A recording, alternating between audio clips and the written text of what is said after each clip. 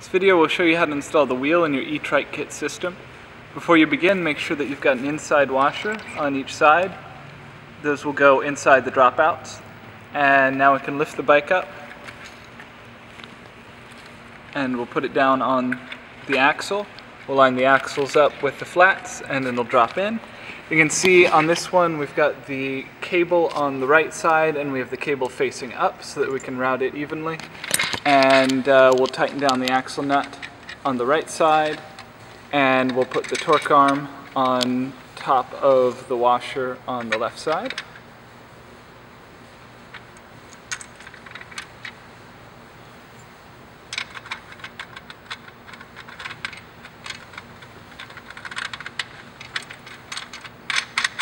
In this installation we have flat dropouts, so we will not be using these C-washers at all. They're only to fill indents and dropouts that have them. Now we'll put the two halves of the torque arm together. Put the nut on just snug on the bolt so that we can still pivot it.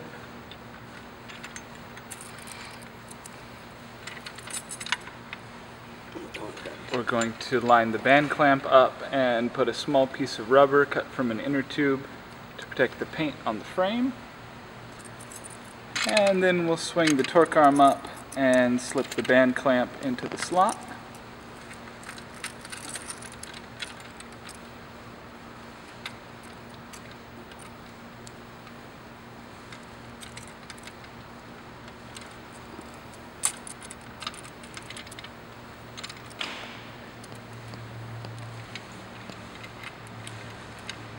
Get the clamp started, and we'll use a screwdriver to start screwing it down tight. We're going to get this clamp completely tight, and then we're going to tighten the nut in the middle of the torque arm. This is going to hold everything in line here so that as we tighten the nut, everything stays tight. When you're all done with the torque arm, it's not supposed to move at all. It's going to keep the axle from spinning inside the frame and doing damage to your bike. So you start getting it tight, and once it gets to about this point, you'll see that the clamp will start changing shape. The clamp will start squishing around the frame and conforming to the shape of the frame. You want to get it as tight as it will go.